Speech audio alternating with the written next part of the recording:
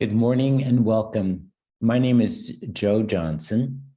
In 2005, I had the pleasure of founding the National Center for Urban School Transformation. And now, on behalf of the NCUST team and our new executive director, Dr. Francisco Escobedo, it's my pleasure to welcome you to this information session regarding our America's Best Schools Award program. So the session is being recorded. So that's just to let you know. But also, we've planned this session so that we hopefully will answer many of the questions just with the slides that are in this presentation. But also, if you have specific questions, we encourage you to write them in the chat. And before we end, it's my intention to answer every question to which I know the answer. So first, thank you so much for joining. I'm very happy to see those of you who are in the audience. And I'm hoping that this information session leads you to feel excited about applying for the America's Best School Award. Our hope is to help you know if you meet our award criteria, so that you can feel comfortable applying, and hopefully this session will make it so that you feel that applying is fairly easy. On the other hand, if you don't meet the criteria, we know that you are busy folks with lots of important things to do. And so we hope to help you as well understand if you don't meet the criteria, so that you don't spend time on a process that isn't likely to reap the results that you're wanting. So that being said, I'm going to jump in and start this process. So NCUST, the National Center for Urban School Transformation, has since we began, it's been dedicated to identifying, studying, and promoting the best practices of schools where all demographic groups excel. That's what we are about. We identify amazing schools from all over the country, elementary, middle, high schools, alternative schools, schools that are dual language academies. We look for the best among the best.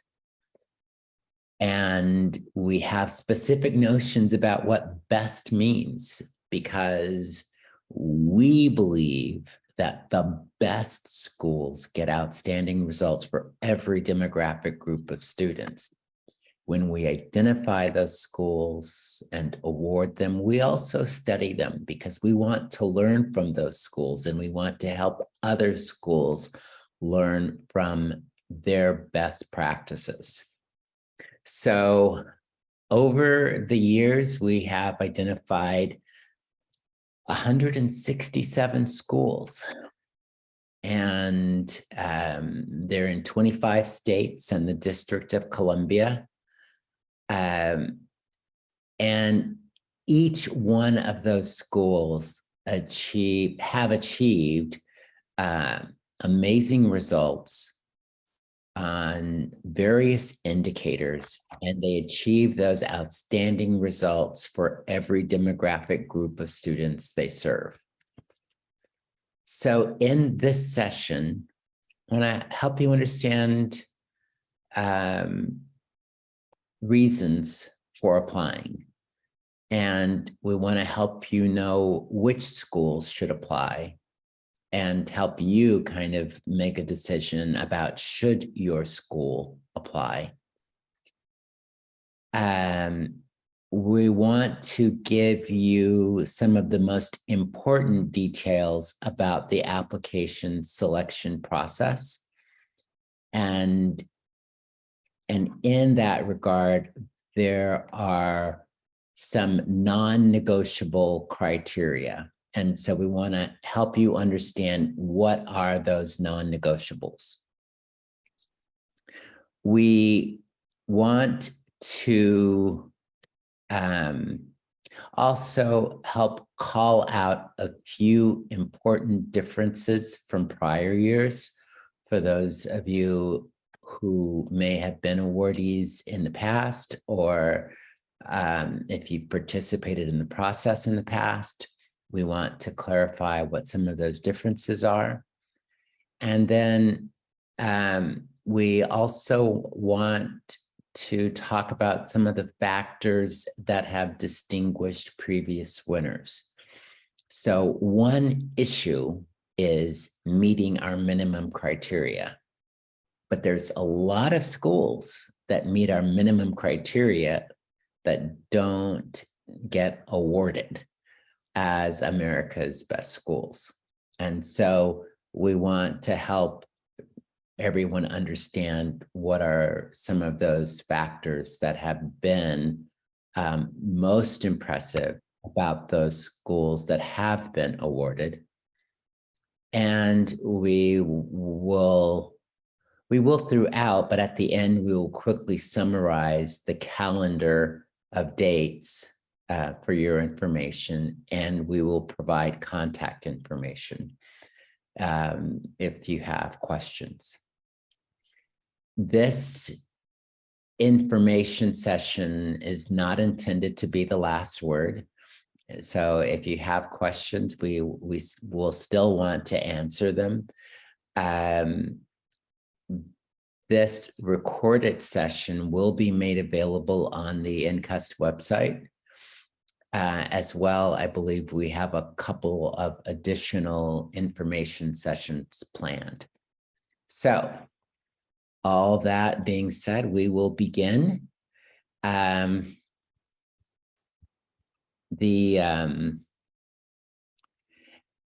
know that some of you are not showing your screen right now, and you don't have to, but if you have a question, you can put it in the chat. I don't do well with multitasking, but I will look at that chat before we end and try to go through those questions.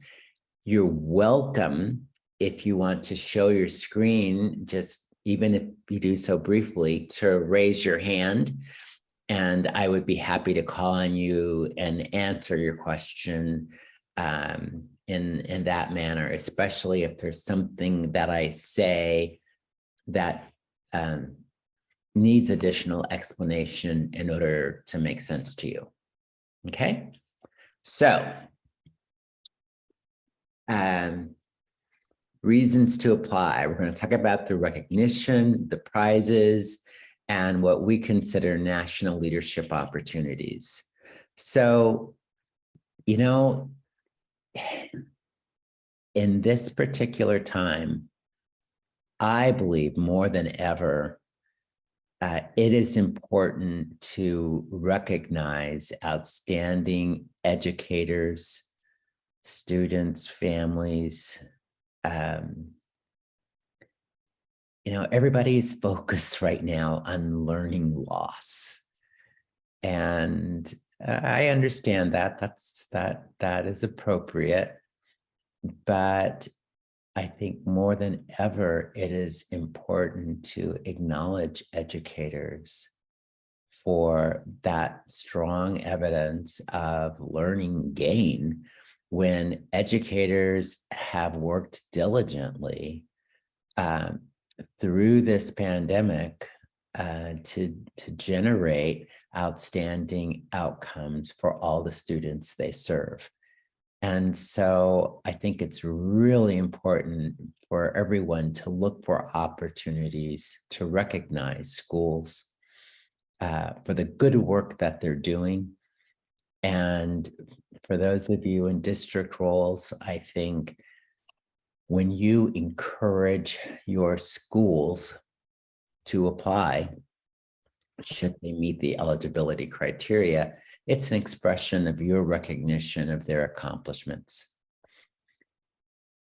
And also, I believe that the recognition is important, not just for the specific schools that we are recognizing or awarding.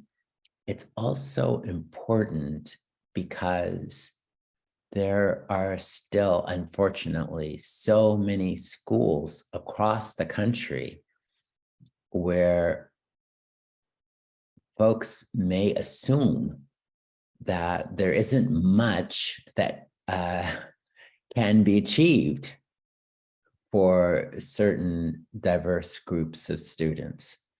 And so when educators from around the country are seeing the reality of outstanding schools where every demographic group is achieving outstanding results, it can be powerful in helping leaders, in helping teachers, in helping communities realize that their children are capable of so much more. And so this recognition is so important for our profession. Through our process, we offer 4 levels of recognition. We have an honor roll that basically is a way of acknowledging every school that applies and meets all of our essential eligibility criteria. There's still rigorous criteria, right? But when a school meets all of those criteria, then they are going to be our honor roll schools. We will publish that list on our website. We will send those schools certificates indicating that they are honor roll America's Best School winners. And it's our way of acknowledging that every school that meets our criteria is an amazing school. The problem is that we don't have the resources, we don't have the bandwidth in order to award every school that meets our criteria. So we look at all of the honor roll schools and we try to identify which of those are the best. And we compare their data and we decide to make certain schools finalists based upon that comparison. And then we will visit those finalists, and based on those visits, we will identify schools at 3 different levels: bronze, silver, and gold.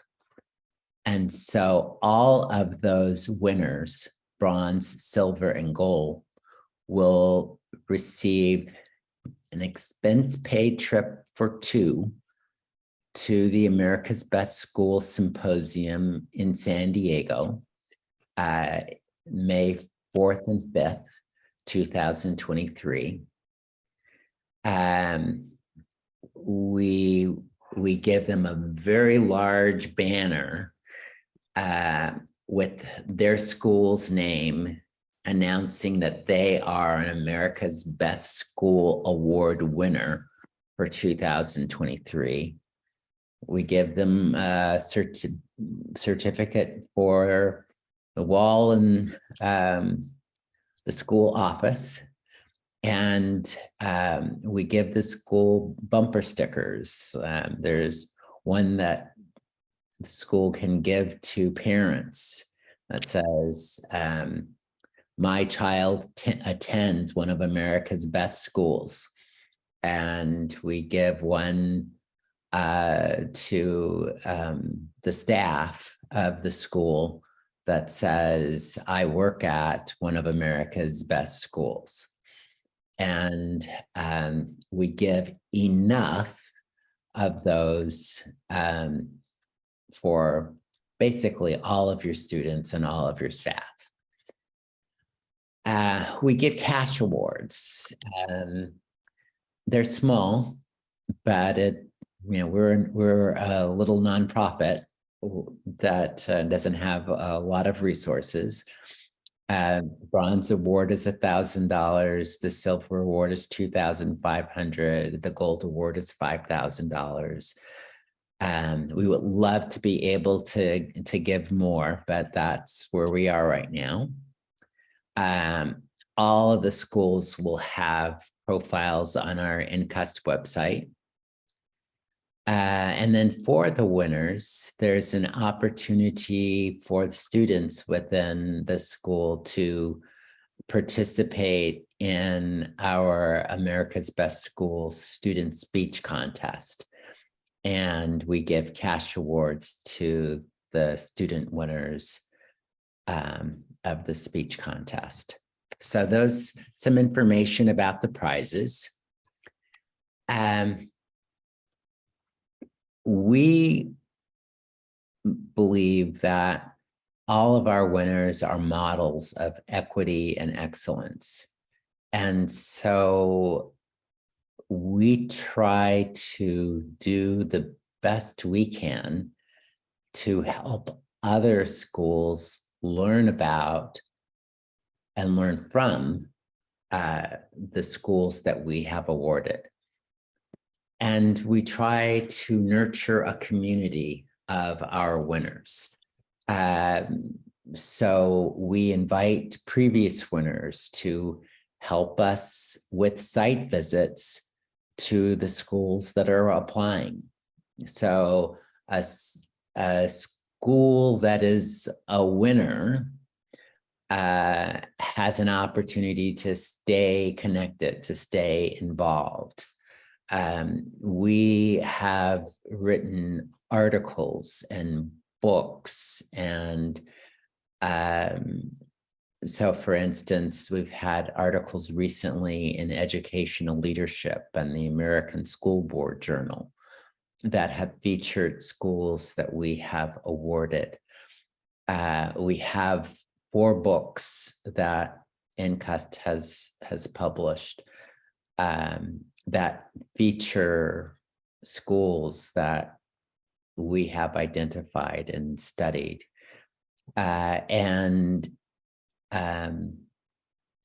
These give opportunity for other schools to learn. There have been many times where we have taken teams of teachers and leaders to visit some of our awardee schools. Of course, that didn't happen nearly as much over the past couple of years because of the pandemic, but we anticipate that that's likely to resume in future months and years. So it's more than just winning a prize. This is about the opportunity to help NCUST change the profession so that the great results that you are achieving can be achieved by other schools that serve similar populations of students. So, which schools should apply?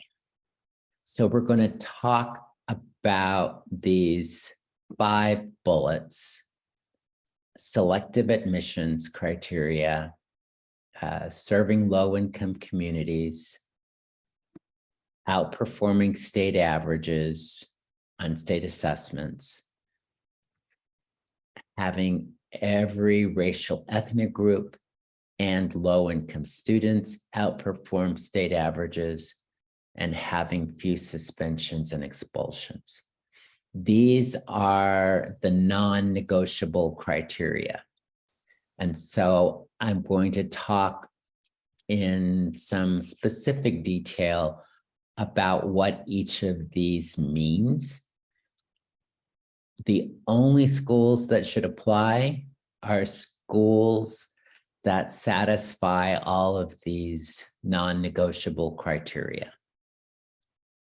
If you don't meet even one of them, then to be honest, it's may not be worth your time to complete an application. It may be better to work on that issue and wait till next year.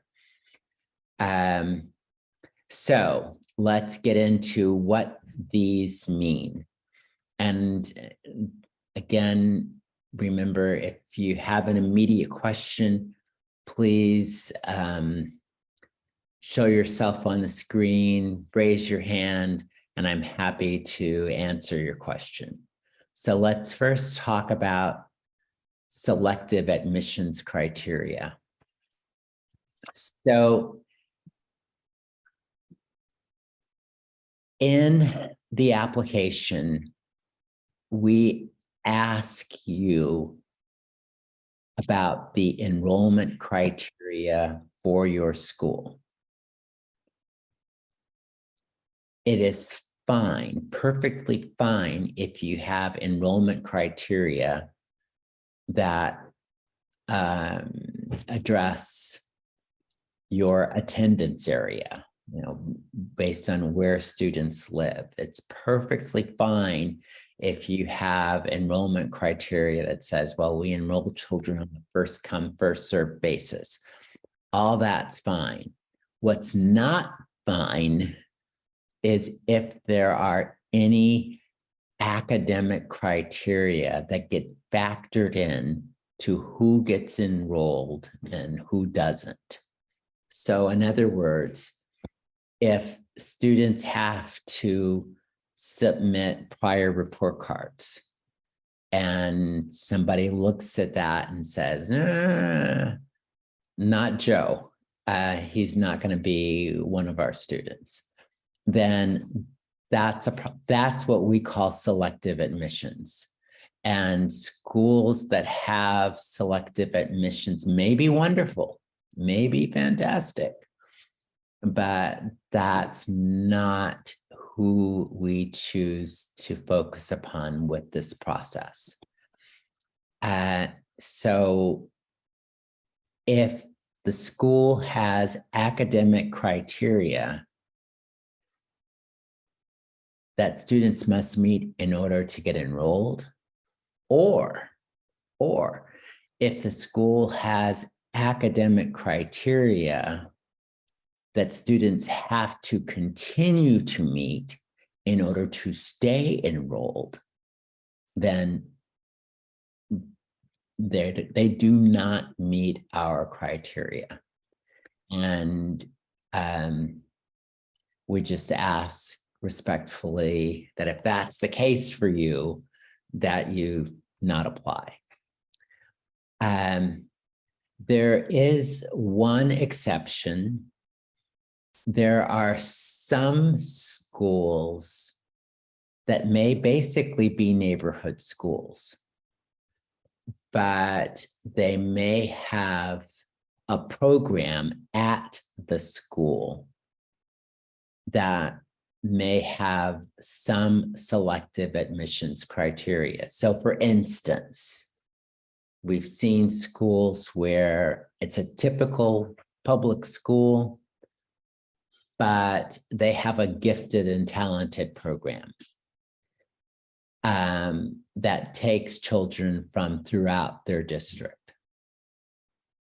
Our rule on that situation is that that will be okay, but we'll look very specifically at how many of the school's children are in the gifted and talented program, or whatever the program is that has the selective criteria. And if the enrollment in that program is 10% or more of the school's enrollment, then they will not be eligible. If the enrollment in the selective program is less than 10%, then we will allow that to be an exception to this rule. Okay?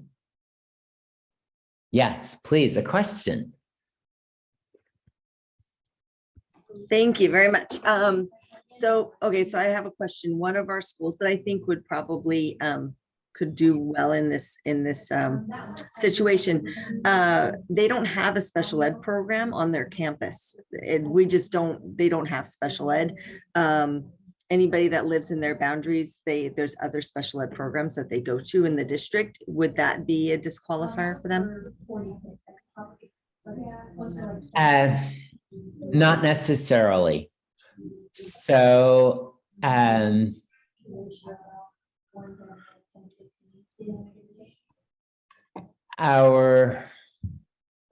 so it's not uncommon for districts to have special education programs at varying campuses. What would cause us more concern is if students who might need part-time special education assistance through like a resource room of some sort, if those students were removed from the school and sent to another school, I think that would cause us concern. But we'd want to know more about the specifics of that situation. But there are certainly cases where students with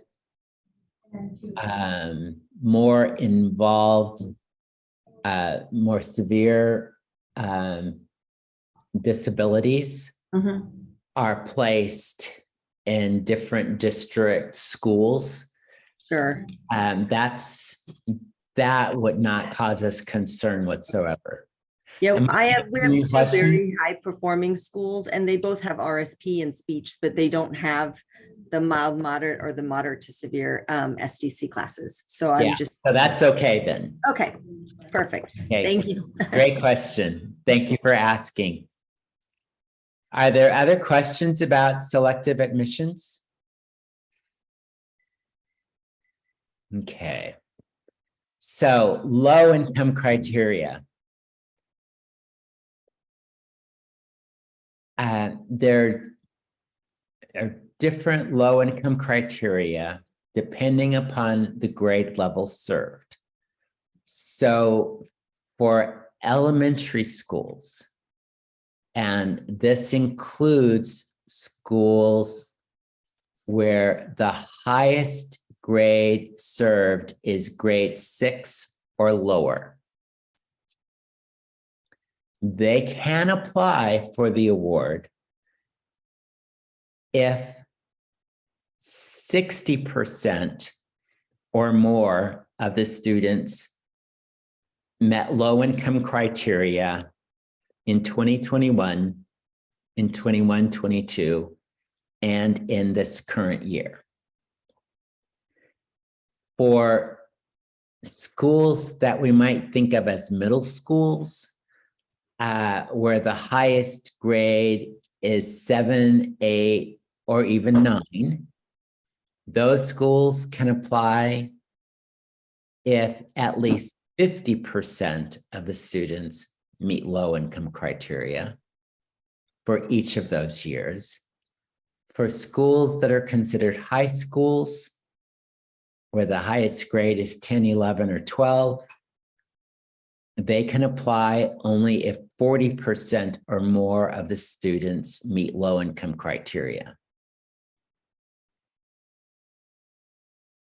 Every year, there's at least one school that says, well, can't we round up? No.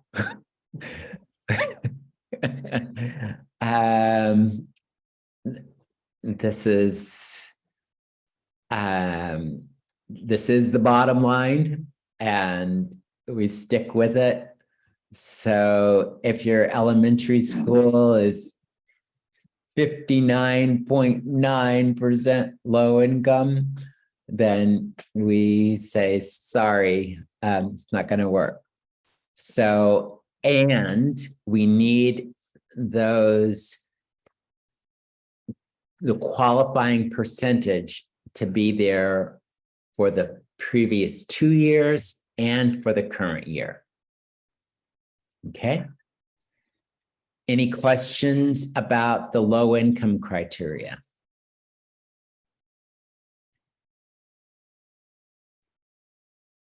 Okay. School performance on state assessments. So on the application, we ask you to identify every state assessment administered to students at your school. And then we ask you to identify what percentage of students in each grade level achieved at the proficient or advanced level. In some states, they call it the meeting expectations or exceeding expectations level. And we look for that number, and then we compare that to the percentage of students across the state at that grade level who achieved proficient or advanced on that particular assessment. Okay. And so let's say, for instance, at an elementary school, they have 3rd, 4th, and 5th graders. And at each 3rd, 4th, and 5th grade, they take an English language arts assessment and a math assessment. And so that's a total of 6 assessments, right? And let's say if, in addition to those 6, the 4th graders take a writing assessment. So now it's 7 assessments. And then the 5th graders take a science assessment. So now it's 8, okay? So what we look to see is if in at least half of those 8 assessments, if the school's students achieved if the percentage of students who achieved at the proficient or advanced level was higher, or at least equal to, the percentage of students statewide who achieved at the proficient or advanced level. Okay. If in my example,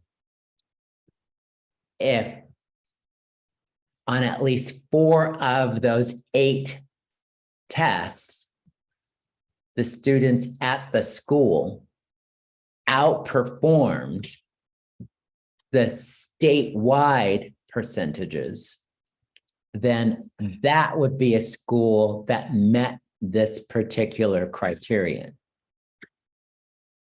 If the school only met this criterion for the 3rd grade reading and the 3rd grade math assessment, but did not meet the criteria for the others, then that school would not qualify. Okay. Am I making sense? Dr. Johnson, I have a question about that. Please. So I want to make sure I understand that this is really thinking about each grade level and then all the assessments they take in 50%. Is it just that, or is it that plus overall the school needs to outperform? You know how each school will get an overall, say, 56% of the students met or exceeded standards, but maybe the statewide average is 35. So is it the 2 different criteria, or is it just simply the 50% of all of the assessments? It is just the 50% of the assessments. Now we still have not talked about the criteria for each demographic group. Right. That is coming. Okay. So on this one, it's the grade level piece. It's really about the grade levels. Okay. and looking to see that. So in a high school, in a middle school, that has 6th, 7th, and 8th grade. And let's say that it's just English language arts and math at each grade level. That's 6 assessments. Yep. We expect to see minimally that they would outperform the state average on 3 of those. Okay. And if they do, then they meet that criterion. Okay. And they're on the road to meeting all of our criteria. If they meet all of our criteria, then they would minimally be honor roll schools. Okay, perfect. The Thank you for the clarification. The truth of the matter is that often the ones that are selected as finalists are schools that go beyond just the 50%. And so many times those finalists may be 100% of their tests are above, or it may be 7 out of 8 or whatever. But the minimal criteria is at least half of the assessments they're performing at or above the state average. Great. Thank you. I appreciate the clarification. Sure. Thank you for asking. Okay, I'm going to move on to the performance of the racial ethnic groups. And I think, Superintendent Wagner, that this may be where your other question was coming from, maybe? Yes, I think so too. Okay. So,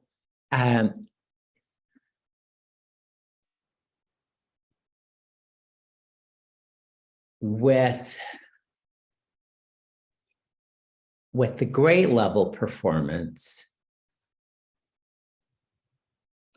we look at the grade level for the school in aggregate. In part, we do that because for most schools, looking at grade levels in a disaggregated way would yield such small numbers that it would be hard for anything to work. So when it comes to looking at the performance of the various racial ethnic groups served, low-income students served, we want to see how well those groups performed school-wide. And so for every racial ethnic group, we want to see that let me back up. For every racial ethnic group with at least 20 students, okay? For every racial ethnic group with at least 20 students, we want to see that on at least one of the state assessments, that racial ethnic group had a higher percentage of students at the proficient or advanced level than the statewide average for all students. Okay, so if I have more than 20 African-American students at my school, then I'm going to be asked on this page of the application, what percentage of my African-American students achieved at the proficient or advanced level in mathematics, in English language arts, or on any other state assessment that was administered. And then the comparison will be, did my African-American students outperform the state? And not just outperform the state's African-American students, but the whole state in terms of the percentage of students achieving at the proficient or advanced level on at least one of those assessments. And so we should see that being the case for every racial ethnic group. Okay? So we want to see at least this one shiny piece of evidence that every demographic group is that where there's at least 20 students is outperforming the state on at least one of those assessments. Make sense? Okay. And the same is true for low-income students.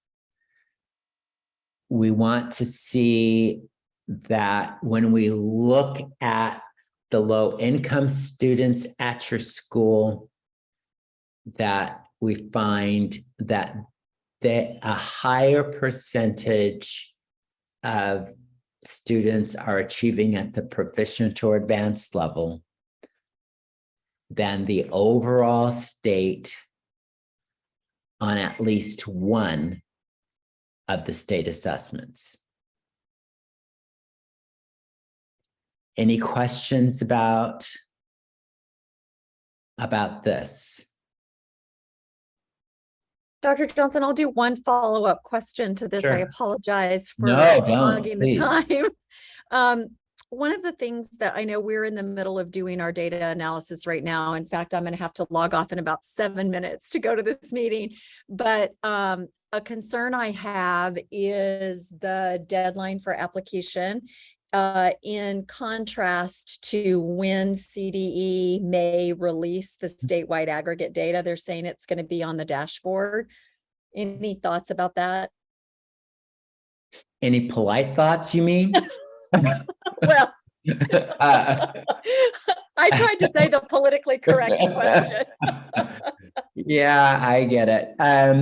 So the reality is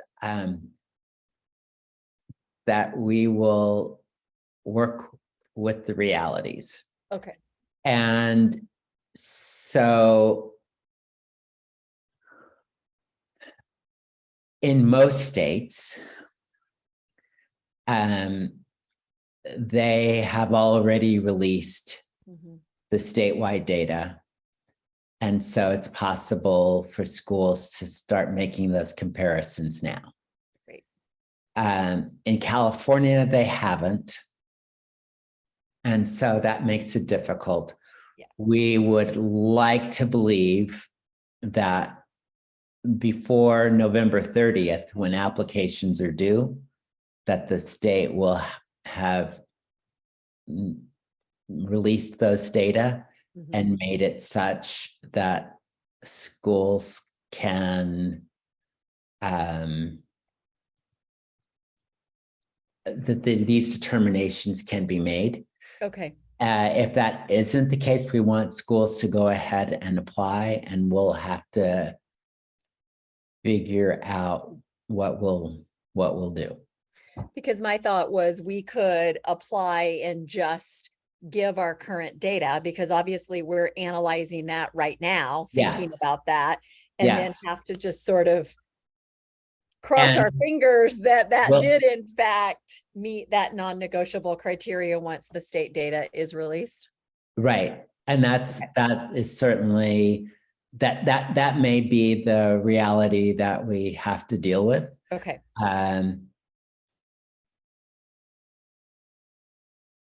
So I very much appreciate the problem, and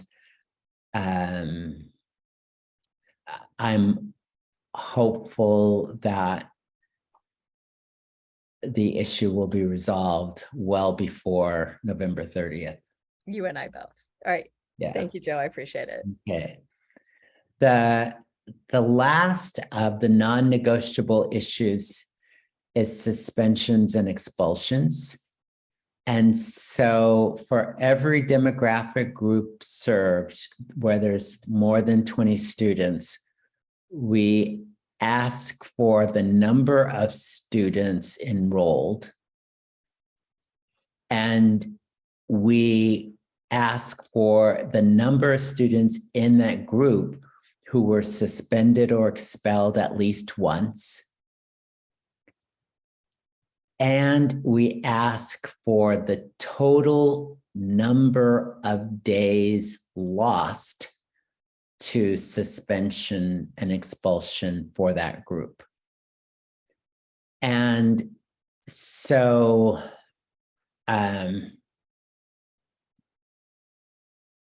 again, this is one where part of our comparison is going to be the statewide data, because we're going to look at the overall statewide percentage of students who were suspended. And we want to see that for every demographic group at your school, the percentage of suspensions and expulsions was less than that statewide percentage. But also, we're going to look at the number of students in that group and the total number of days lost to suspension. And we want to see the total number of days lost to suspension be equal to or less than the total number of students in the group. So, for instance, if there were 55 Latinx students, then for that row, we would look to see, well, how many days were Latinx students out of school because of suspension or expulsion. And if it was more than 55, then that school would not qualify. Bottom line is that in the schools that have been our winners, suspensions and expulsions are very rare. And quite frankly, it's somewhat logical, because if they're going to meet the academic criteria, kids need to be in school. And if they're not in school, then they probably aren't going to achieve proficiency or advanced performance, right? So it all comes together in a fairly logical way. So those are our non-negotiable criteria. I'm going to pause here and ask if there's any questions about any of the things that I've described. Okay. So just some important details about the application selection process. One issue is that there's 5 different applications. So you got to pick the right application. So you go to our website, it's right there on the front about the application process. But then when you look in, you'll see an elementary application, a middle school application, a high school application, a dual language school application, and an alternative school application. Only pick the elementary if your highest grade is 6 or less. So if you have a K-8, you want to pick the middle school application, okay? If you have a K-12, then you're picking the high school application. Only pick the dual language school application if in every grade, all students participate in dual language programming. If you have dual language program for only a fraction of your students, even if it's a big fraction, pick the elementary, middle, or high school application. Okay. Only pick the alternative school application if yours is a school that serves students who have behavioral issues, social emotional issues, academic issues that are generally not addressed in typical school settings. Okay. So we want you to pick the right application. We have an intent to apply form. We ask, but do not require you to submit that intent to apply form by November 1st. Okay. It is not a requirement.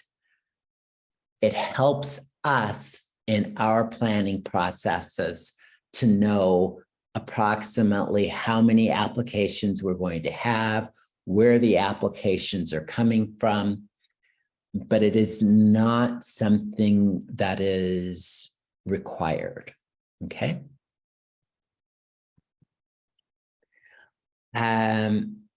We want you to complete the entire application.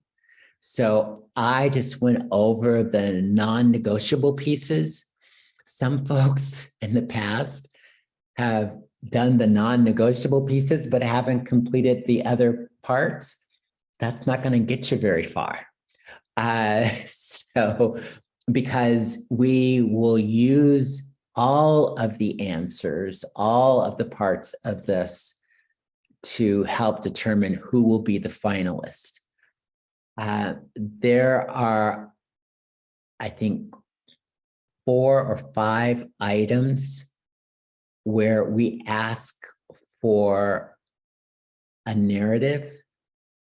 Those narratives need to be short, 1 page or less. Please do not try to impress us by writing more, because our reviewers know that they are to read 1 page and stop.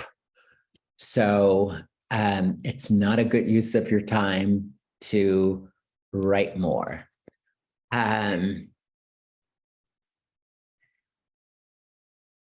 Hopefully everyone will, by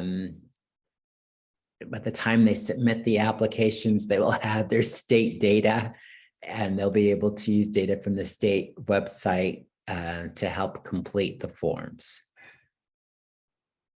So districts can submit a maximum of 5 applications. So if the district has a lot of amazing schools doing great work, that is wonderful. Congratulations.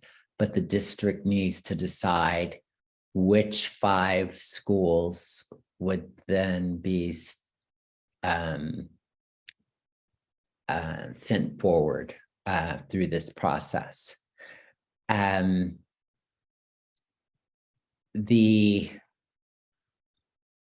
the district is sending the application, they're sending the application. We're asking for 2 10-minute video recordings of lessons.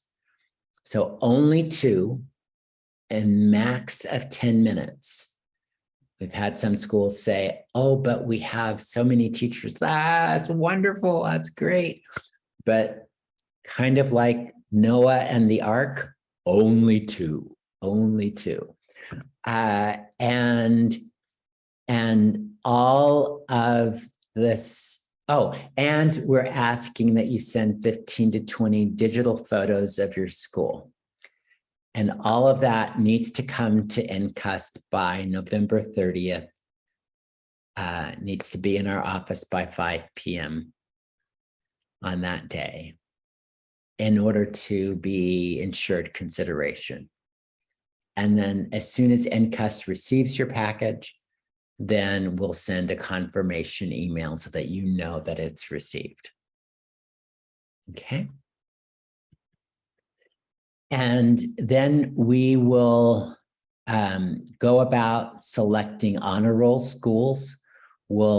That's the first thing we do, is we look to see who meets all of the non-negotiable criteria, the criteria that I just described a few minutes ago. And then we will let schools know that they have met all the non-negotiable criteria. They are at least honor roll schools. But then we will look at everything else in the application. we'll compare those honor roll schools, and we'll determine which schools will be finalists. And in selecting finalists, we will notify the principal or the contact person listed on the application that they are a finalist school, and we will identify a date for a site visit that will, in all likelihood, be January, February, or early March 2023. There will be a team from NCUST. That team will probably include some of the past winners of our award, and the team will spend a day visiting each finalist school. And then shortly after the finalist visits are completed, which is usually mid-March, there'll be a notification of which schools have been selected as winners. We say here that that will occur at least by April 14th, but the truth is that it will occur sooner than that. It's usually shortly after all the visits are completed. And, but as this indicates that during those site visits, we will observe all classrooms. We'll interview a selection of students, parents, teachers, support staff, school and district administrators. We often will observe teacher collaboration meetings, PLC meetings. We try to get a very comprehensive picture of how your school operates, what's happening at your school, and all of that factors into our selection of winners. And then all of the winners are going to be recognized at our America's Best School Symposium. At the symposium, each winning school will present a session that highlights the strengths of their school. And then at the symposium, there will be an award ceremony, and all winners will then be notified if they're a bronze, silver, or gold awardee, and they'll receive their prizes at that ceremony. So a few differences from prior years. So normally with NCUST, we have,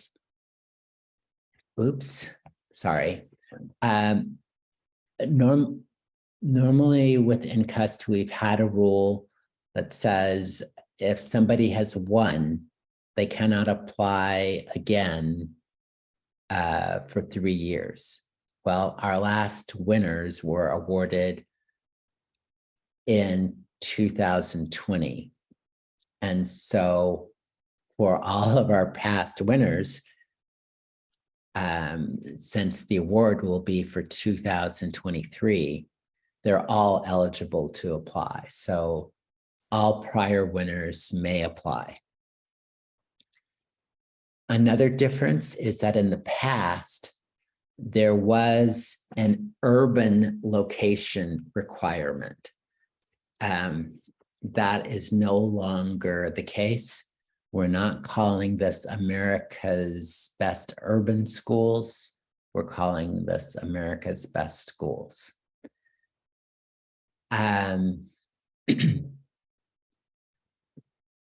In part because of the pandemic, we are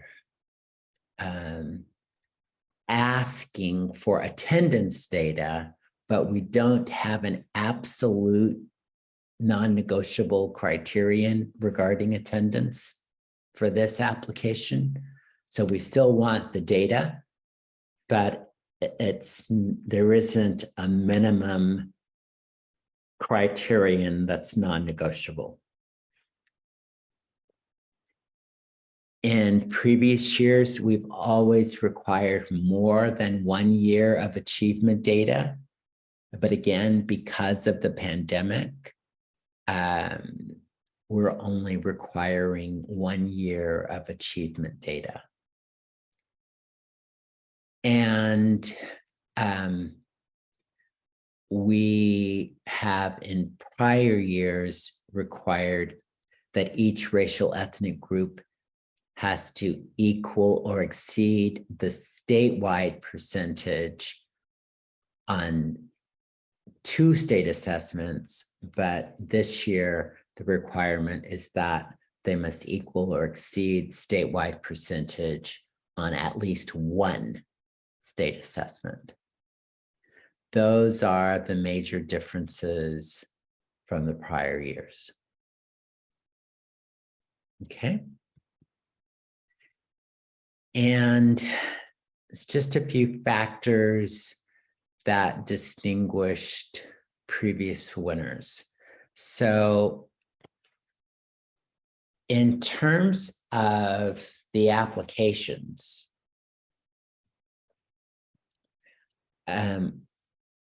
again, in this presentation, I emphasized what were the minimum criteria. But oftentimes the winners, the winning schools, exceeded the minimum criteria, and they did so for every demographic group they served. Also, winning schools presented strong evidence of growth for their students with disabilities and for students with emerging English proficiency. And in general, applications just offered strong evidence that all student groups were achieving many academic successes. The applications made us feel confident that this truly was a school where all groups of students had a high likelihood of success.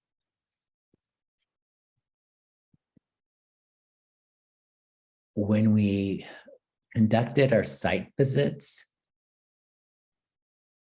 what we found in the winning schools was a culture that made it such that students from all racial, ethnic, and income groups, all students believed that the school personnel believed in them.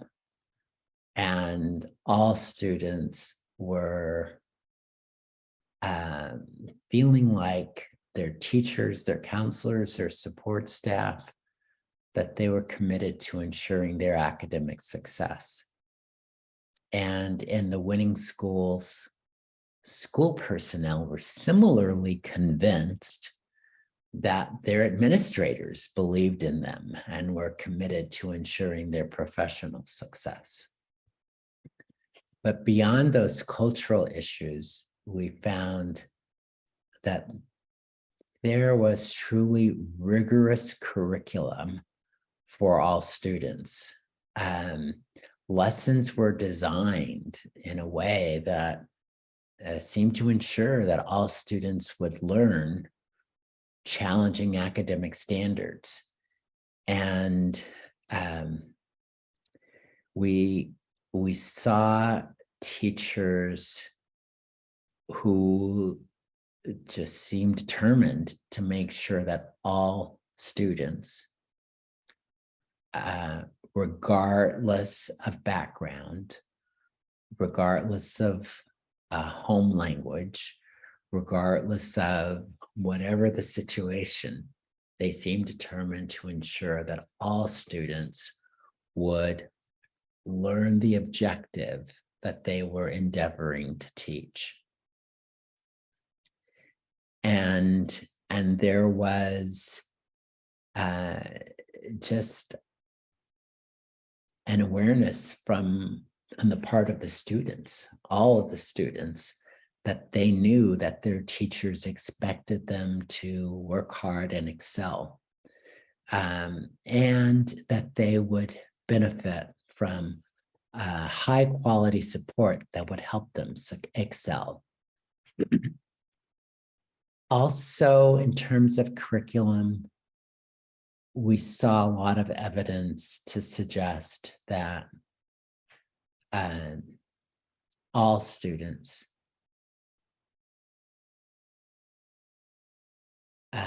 were expected to learn challenging academic standards. So if a child was an English learner, if a child was a student with disabilities, there was an acknowledgement that that child might need additional support, might need additional time, might need additional whatever, but there was still an expectation that that child was going to learn that content, that same rigorous content, because of the additional support.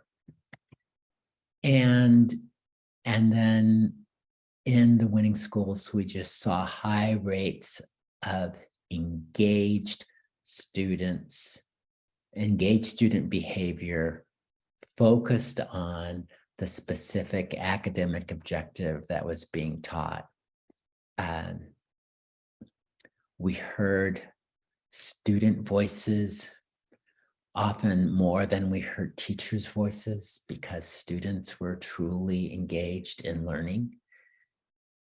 And so these are some of the things that we saw over and over again in those winning schools. So, oh, and then finally, yes, just this notion of consistency across classrooms. One of the differences between the winners and those who weren't winners was just an issue of consistency. Does not mean that any of the winning schools were perfect. Oftentimes principals would tell you no. There was still this classroom over here that they were working on, or they still had this concern about how to further elevate the achievement of a certain group.